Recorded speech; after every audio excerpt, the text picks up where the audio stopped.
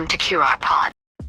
Përshëndetje të gjithëve dhe mirë se vini në Qiriazi Roots Podcast. Unë jam Sara. Dhe unë jam Leo dhe sot jemi me një të ftuar shumë special i cili do na tregojë për arritjet e tij sportive dhe në rrugët akademike. Kemi kënaqësinë të bisedojmë me Niko Thanon, i cili është basketbollist profesionist dhe alumni i Kolegjit Universitar Qiriazi. Ai do të na flasë për historinë e tij mbi disiplinën dhe pasionin për sportin. Niko, mirë se vini. Mirë se vjeta. Përshëndetje. Për ftesën edhe urime për emisionin që dhe këtë iniciativë që keni marrë përsipër. Shumë faleminderit Niko. Të pyes, kur lindi pasioni jot për basketbollin? Kur u bë nga pasion në profesion? Me thënë drejtën, unë si hapat e para i nisën në Greqi. Mamin tim më çoi në një akademi aty afër, por atë periudhë ishte edhe ajo periudhë që me shokët lunin futboll, to të shtëpisë doshin me të shumë basketboll, e ke parasysh kjo që provon gjëra ndryshme. Po gjithsesi unë kam qenë tip sportiv gjithmonë që në fëmijëri.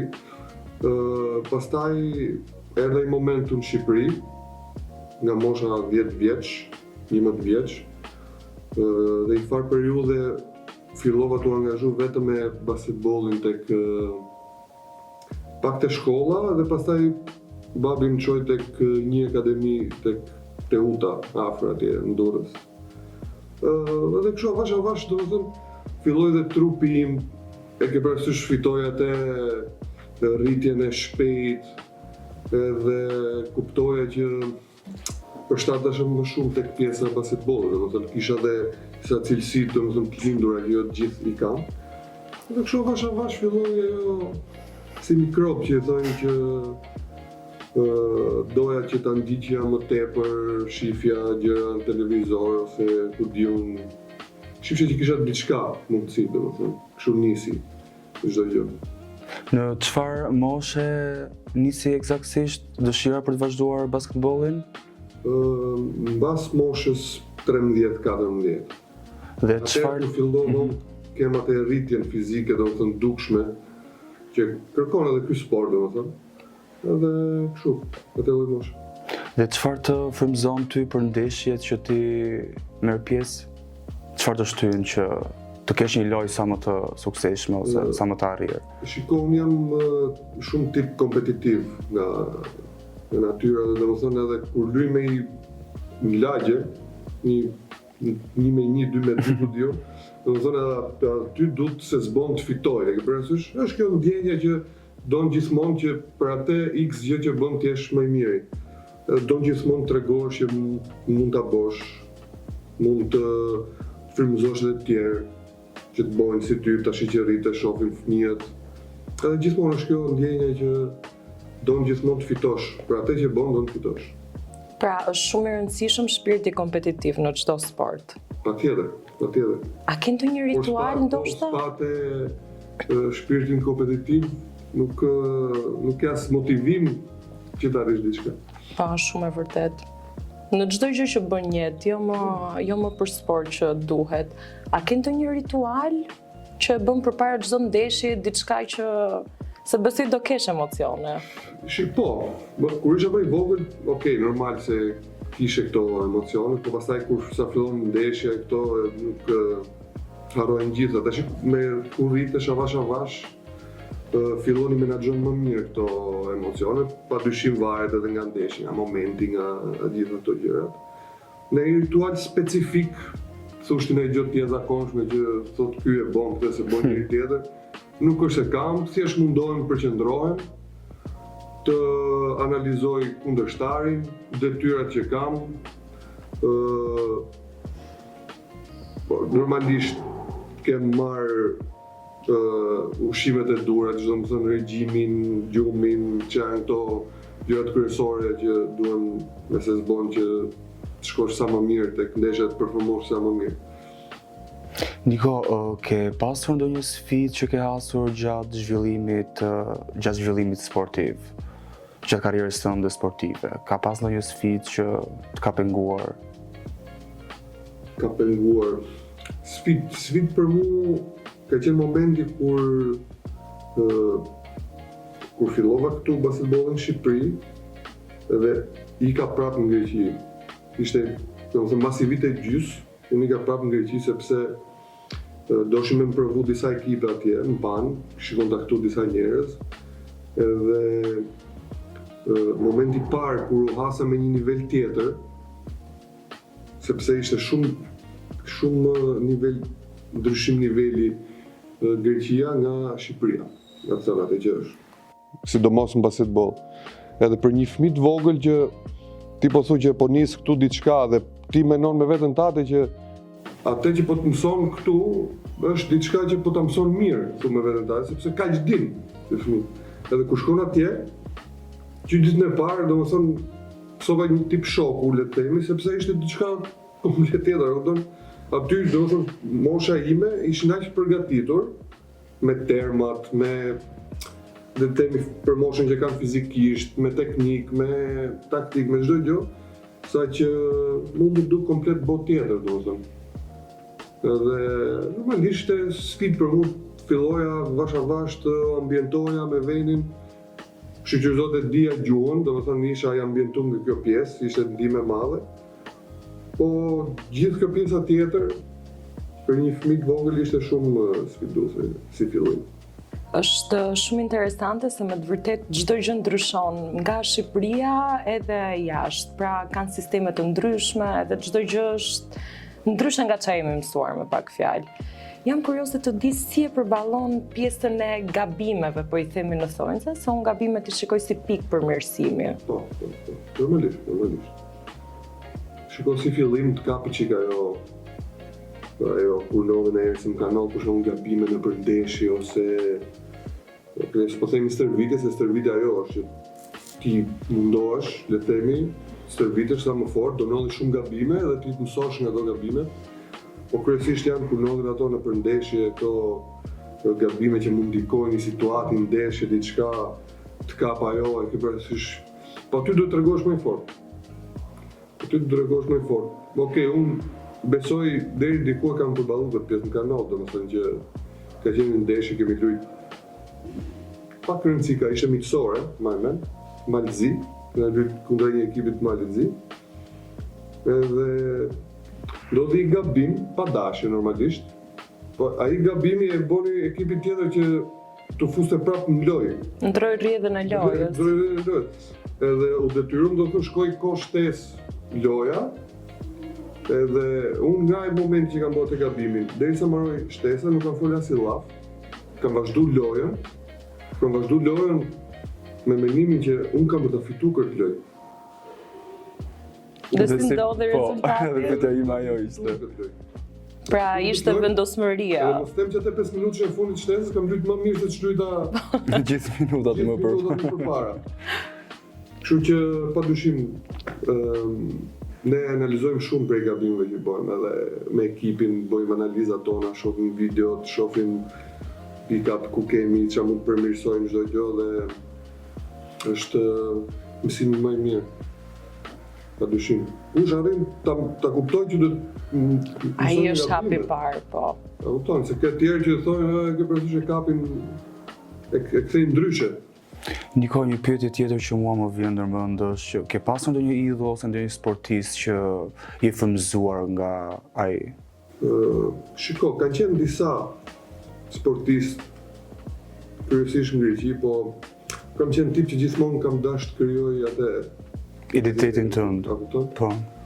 Padyshim jam mundur të marr diçka të mirë nga ky, diçka të mirë nga ajo, të kuptoj diçka, po nuk kam dash them që unë do bëjmë si ky, se do ta kopjojmë, do të a kupton me atë idenë që kam dash gjithmonë që çdo lloj niveli që të luaj, këtu në Greqi, në NBA, kudo që të ishte, domethënë, kudo që të jetë shkruaj që të luaj, po të jam unë, njohin se jam unë për atë që unë di të bëj.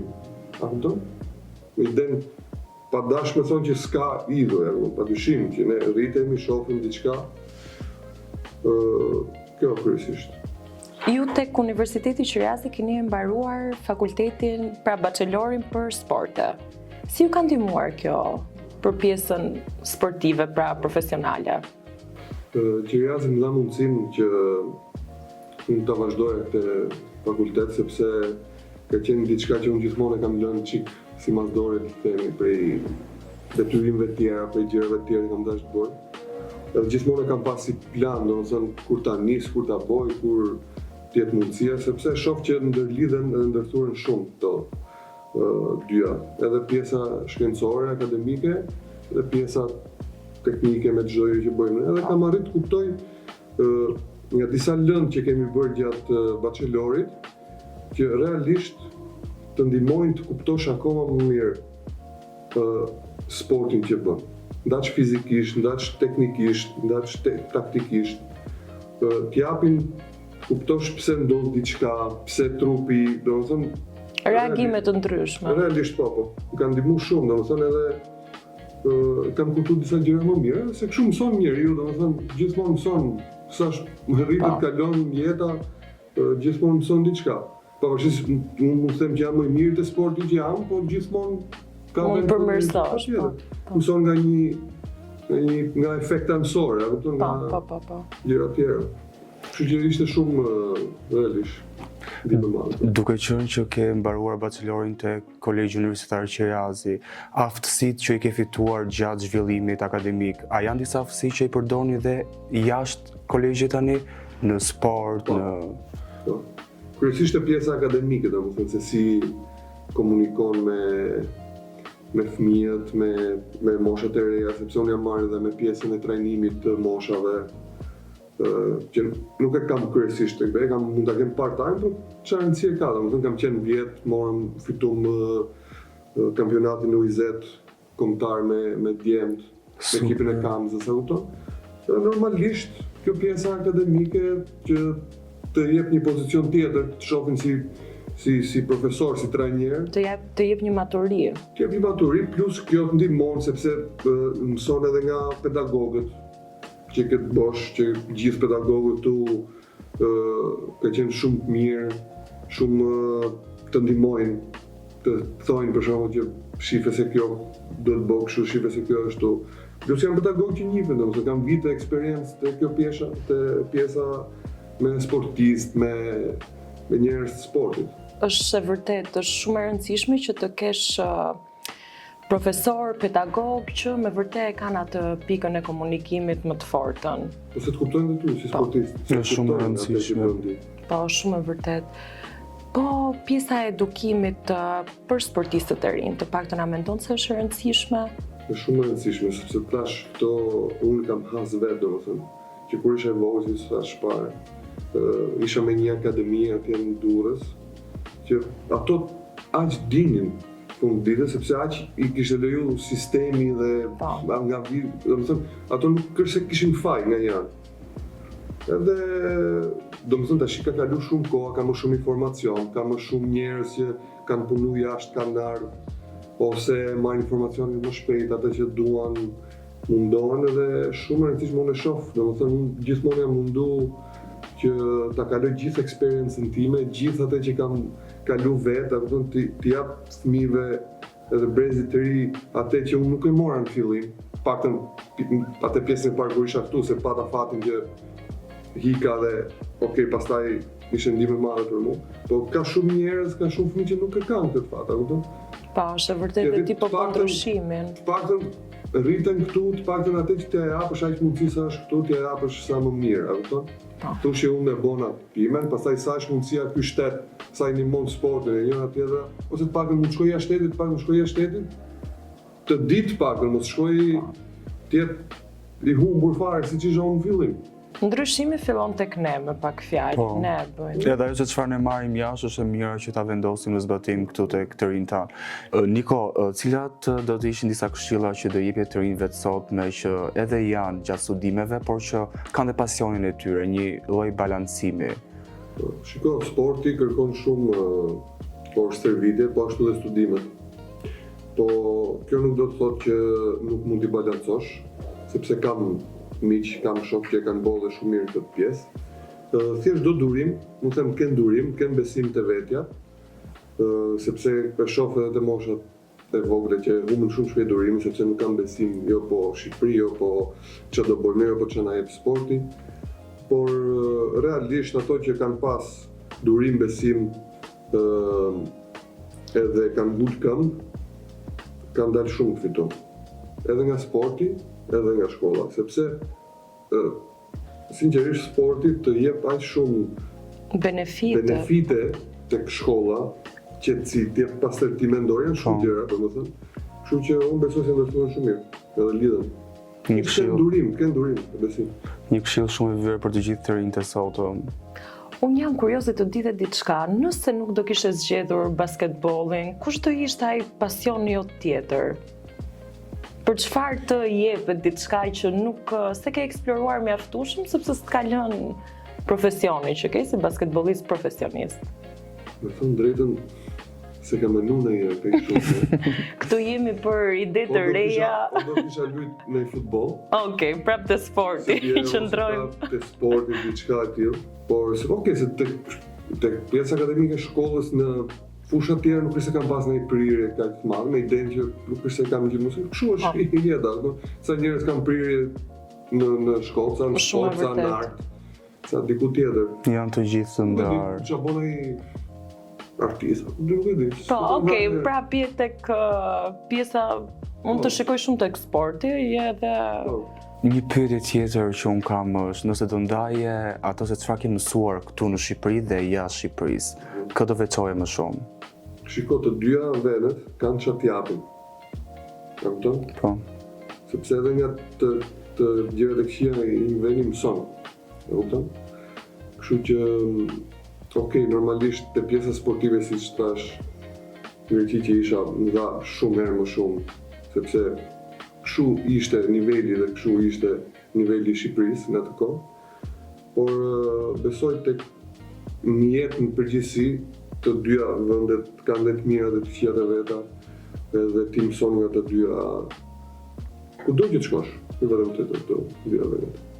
Duke qenë që edhe vetë kam një background ish sportist, në Shqipëri të lëm pak për të dëshiruar edhe pjesa e procesit së stërvitjes, kështu që është mirë të dalësh edhe jashtë, të marrë dhe të vish të implementosh këtë rinjtë e sotëm këtu se ka të rinj që duan të vazhdoj. Duhet. Shiko, këtu problemi është që çdo gjë duhet të fillojë nga shteti. Shteti po të suportojë me ligjet e duhura sportive që gjithë, domethënë, kompanitë ose privati të financojnë sport, sepse pa financa sport nuk bën dot, nuk ka nivel. Okej, janë disa që kanë pasion, do i bojnë deri diku, a kupton? Nuk ka nivel. Kështu që suporti është i rëndësishëm. Në moment që flasim akoma nuk kemi një ligj të Mirfield sporti, sponsorizimesh, Shqipëri që të jetë aq suportuese që gjithë kompanitë ose ato që kanë mundësi të ngjiten, thonë që unë do paguaj kaq lekë sport, do më hiqen kaq taksa nga shteti, a nuk e di se si funksionojnë. Siç bëhet këto jashtë. Po. Siç bëhet tek këtu në Kosovë. Po. Kosova është rregull fare. Aq mundësi sa ka, në basketbollin edhe sportet e tjera i kanë një farë niveli me buxhete të larta, konkurrojnë nëpër Kupa e Europës. Aq sa shkojnë nuk ka rëndësi, e kupton? Shpresojmë që ky episod i këtij podcasti të shkojë aty ku duhet tek vëmendja që nesër që të implementohet diçka edhe për të rinjtë të ardhme, se sporti është diçka që duhet ndjekur nga çdo kush, mendoj. Do filloj suporti që nga familja deri tek institucionet përkatëse, urojmë. Tani do kalojmë tek raundi jon i preferuar, që është tradit. është quick fire round. Ne do kthejmë këtë orën e cila zgjat vetëm 1 minutë. Dhe unë do e kthej në moment që vazhdojmë me pyetjet. Pa për me hile. Nëse nuk i mbaron pyetjet në kohën e duhur, ne do ju japim një dënim. Okej. Fillojmë. Lojë në ekip apo individuale? Në ekip. Praktik në mëngjes apo në darkë? Në darkë. Fitore e lehtë apo pak e vështirë? E vështirë. Do doje të ishe student apo sportist? Sportist. Disiplinë apo talent natyral? Disiplinë. Niko është trajner klasik apo modern? Moderno klasik. Një mix. Ndeshje në shtëpi apo jashtë? Jashtë, kur është ndeshje e vështirë. Okej. Në shtëpi, kur është më lehtë. Kur është ndeshje që e dim që kemi fituar. Libër akademik apo libër motivues? Motivues. Strategji apo intuit gjatë lojës? Intuit. Përqendrim apo ja lën adrenalinës të Përqendrim, pa përqendrim s'bën atë gjë. Okej, koha përfundoi me sukses se e kishim përgatitur një dënim të vogël, po për ta zëvendësuar unë do të bëj një pyetje të fundit. Më shumë është motivuese se sa pyetje. A keni ndonjë mesazh për të rinjt? Për të do të them që dalin, luajnë, mos rrinë mbyllur në për lokale ose në për telefonera ose në për gjëra virtuale, të marrin realisht energjinë reale, të marrin lodhjen, ndjejnë atë kënaqësinë që merr mbas një fitore ose atë inatin që merr mbas një humbje, se edhe kjo bën shumë mirë, edhe të ecin përpara. Çdo gjë ta shohin si motivim, pra. Tjetër. Niko, ne të falenderojmë shumë që ishe pjesë e podcastit. Faleminderit shumë që tregove historinë dhe rrugtimin tënd si sportist, po dhe si student e Kolegjit Universitar Qiriazi. Ishte me të vërtet shumë kënaqësi dhe faleminderit që na frymëzove kaq shumë. Faleminderit edhe juve, ishte kënaqësi. Faleminderit Qiriazit që më dha mundësinë që të isha pjesë e shkollës. Faleminderit juve për ftesën. Faleminderit Niko. Dhe për gjithë ju që na ndoqët, mos e nënversoni fuqinë e pasionit dhe punës së palodhur. Ajo bën diferencën. Na ndiqni çdo të premte dhe shihemi javës që vjen. Mirupafshim.